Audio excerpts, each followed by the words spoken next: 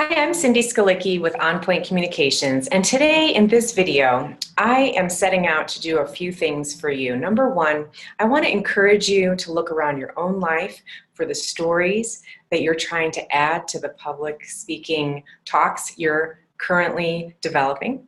Number two, I want to give you an example of how to do that and walk you through an actual story that I included in a recent talk. And I want to end with a few things to remember and some tips on how to go ahead when it's time to start adding that story.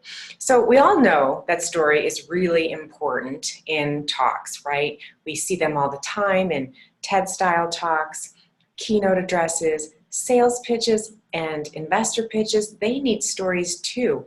Whether you're toasting someone's retirement or even eulogizing a loved one, there are going to be stories because they are just how we're wired. We love hearing stories.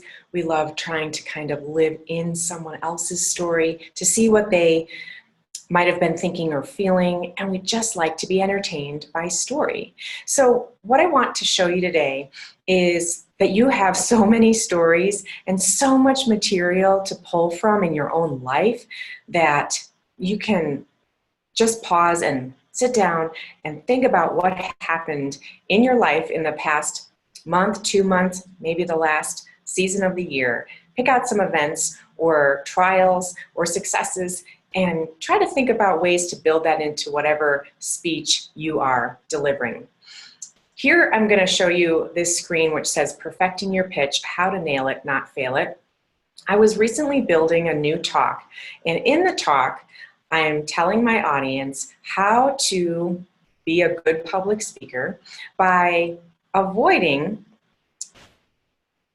their audience is making a certain number of faces, right? You don't want, as a speaker, you don't want your audience to make faces that look confused back at you. You don't want your audience making eye rolls, right? Whether actual eye rolls or internal eye rolls of frustration. And the third face you want to avoid is that checked out face where people are grabbing their phones, opening their laptops to check email in a workshop, for example. These are all faces we want to avoid. So I went ahead and developed the core of my content, those three faces, confused, eye roll, and checked out, and realized, of course, that I need an opening story and a closing story. So I want to share with you what happened as I developed the story I ended up using. So this is the second slide of the presentation that I gave, and what you're looking at is a photo I took the day before my talk while I was in Estes Park. I went horseback riding on a 4-hour ride in Estes Park the day before my talk, and I took this photo of a meadow that we were passing by. The reason I took the photo is because our guide shared with us that in that field you could see these faint parallel lines in the grasses, and she just kind of casually pointed out that those were from the days of westward expansion. And wasn't that kind of a cool thing to see? And I looked over, and sure enough, I saw these parallel lines, and somehow, while I was bouncing on the horse, I managed to grab my phone and get this somewhat decent photo of those parallel lines. You might not be able to see them, but I threw a little red circle around it for my presentation to say, here's the faint parallel lines that hopefully you can see.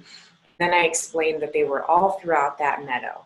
And then I told my audience what I'm going to tell you, which is that for the next, 45 minutes or an hour of the ride, I was completely stuck on the fact that those were wagon wheel ruts from the Oregon Trail. This is 150 years ago, and I was completely wowed by this fact because I have read a little bit about the Oregon Trail, and I know there are wagon wheel ruts around the western U.S., and I was just in awe, frankly, of these parallel lines we had passed. And I kept thinking, wow, those ruts, those grooves had to be so deep to still remain today, 150 years later, and the grasses are growing a certain way around them. And I just thought that was amazing. So I go on my horseback ride, I come home that night, it's the night before my talk, I'm making some finishing touches and I don't have an introductory story, right? Well, I began to think about this horseback ride and this photo I snapped of the grooves, and I went with it. I found a connection, I began to build on it, and what I ended up doing was talking with my audience about what it feels like to be in a groove, right? When you're publicly speaking, you want to feel like you're in a groove. And what does it mean to be in a groove? It means that you know your stuff, that you're gliding along fairly effortlessly, and that you're smooth, right? You're smooth in your speaking, your slide deck is smooth, and you are making progress and you're being efficient. In contrast, if you're out of the groove, or if the wagon wheels get out of that groove or rut, disaster can strike, right? You can break one of the wagon wheels, you can launch someone from the wagon itself, food can be lost, it can be costly, right? It can be costly in terms of finances, time, safety, and travel time. It can also clog up the rest of the wagon wheel train behind you. It can make a big mess when you're not in a groove. So I shared this kind of analogy and story with my audience, and then I just asked, when you're speaking, are you in a groove? And that's what we want to be, is in a groove.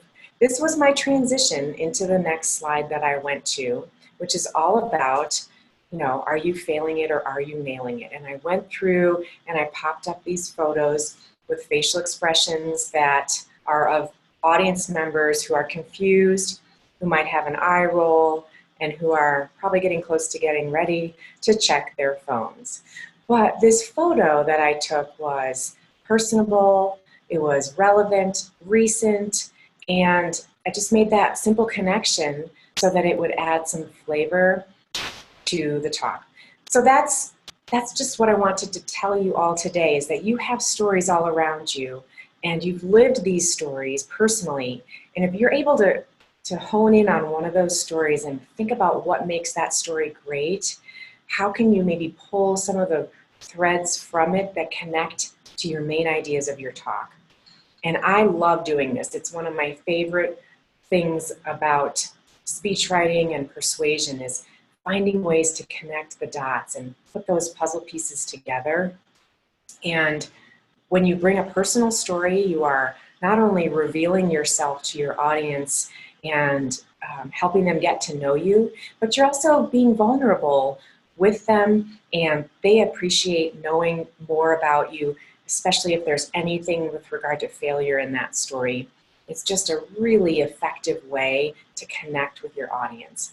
I'm just going to leave with one final note, and that is that storytelling, it's 100% about the feeling that you're trying to get your audience to understand. And in this particular story, I wanted my audience to know what I meant when I said, are you in a groove when you're speaking? And people know what that phrase is, what it means, and what it feels like.